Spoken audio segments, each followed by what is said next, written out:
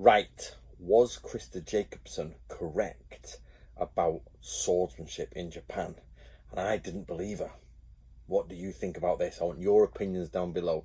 Now today I've got a special guest, Arthur, with me because his mother's gone off on a drive, and apparently me working is no excuse for not looking after children. So my name's Anthony Cummins, and if you want to get him an amazing Christmas present, get yourself a copy of the Book of Bushido on Audible guys, or Book of Ninja, Samurai Death Cult, any of my books, and it will help this little man get as much toys as he can for Christmas. So let's use the child to try and get you to pay for it. Right, Christa Jacobson said to me, because I'm friends with Christa Jacobson, no problems whatsoever. Oh, he's going to start, isn't he? He's going to start. So Christa Jacobson said to me, I think swordsmanship got better, Anthony, after the Sengoku period, not worse. And I'm like, no, swordsmanship was definitely worse after the Sengoku period. And I was like, Christa, what do you know? But I fell for my own mistake, which I tell people not to fall for, and that is I believed a Japanese person, because the next thing is I was talking to someone, not a Japanese person, but someone who trains in a very established good Koryu, and that person, in fact I think I was actually on call to the Japanese swordmaster, and they said they believed that Japanese swordsmanship well improved in the Edo period and became really good towards the end of the Edo period. And I thought, bloody hell, let me just sort him out. He's decided he needs to be out of the sling. I think he's a bit hot. Right, okay. So I was like, oh my God, did I just dismiss Christa too quickly and believe the Japanese person? But the example is this. Now, it starts with tradition. I prefer the three versions of swordsmanship: is historical, traditional, and sports. There is sports combat. It's just for sports. There's rules in it. That's silly. They'll never work in real life. Then there is traditional combat, which is something that has been passed on for generation after generation, which may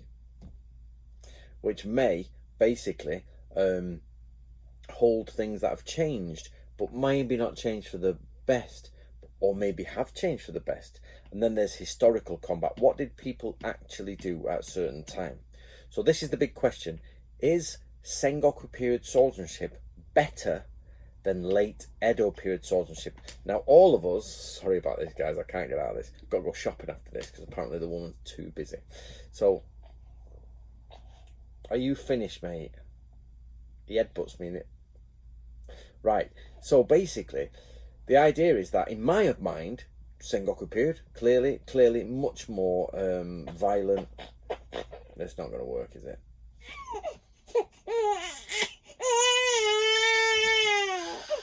YouTube is watching. Right, let's get rid of him. Right, the boy was gone. But he did say, as he was crying, he looked at me and he winked and he went, do you think that would make him buy some of your books for Christmas to buy me some presents, Dad? I said, yeah, the trick might work, son. So, off you go. Right, so I want your opinion on this. Basically, in my head, and there's no proof for this whatsoever anywhere in the world, in my head, Sengoku warriors are better at swordsmanship because they are in war constantly. But then you actually look at this logically. So basically, we all try and get back to swordsmanship of the early 1600s, the late 1500s. And we all know that, let's be honest, loads of swordsmanship become airy-fairy, and the Japanese samurai did complain that swordsmanship was becoming too soft. But there is a reversal here, which is strange. Edo period sword fighting is much more on the streets, duels on streets, which were illegal. But, you know, ambushes in dark bamboo groves, sword schools competing with each other, and mainly the war at the end of samurai times, especially, was in like the streets of Kyoto, and there was lots of people assassinating each other in rooms and all that. Now, it's easy to kill someone with a sword, very, very easy. It's not difficult at all. The question, just because somebody went in with a sword and killed someone doesn't make them a good swordsman. You know what I mean? Just because I go in and beat someone to death with a bat doesn't make me a good baseball player, or with a golf club a good. You know what I mean? You just go in and start whacking till they die.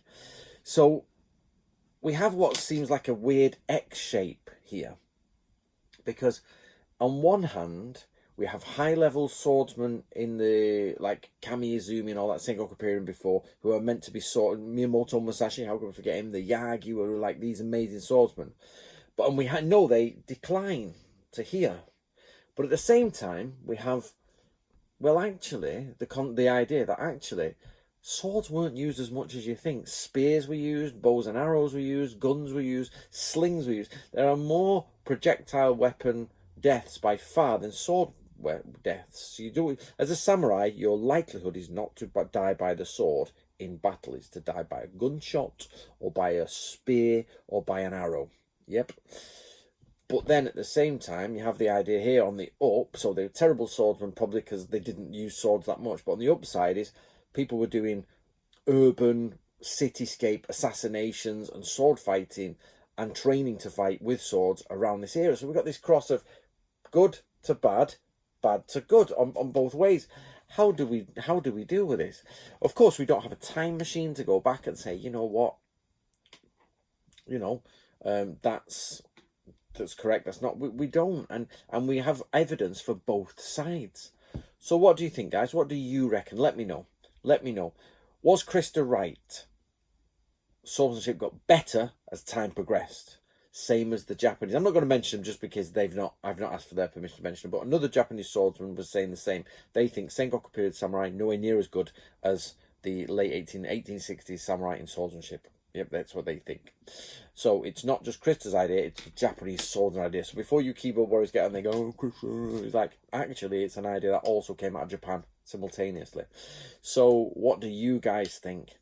Also, please buy Arthur some presents because he'll complain that he didn't get enough. If you look at me with his cigar in his mouth, go, you're rubbish, Dad. You didn't get me enough. Throw it away, won't he? Like Looney Tunes. No, what is it? Roger Rabbit. Anyway, right, guys.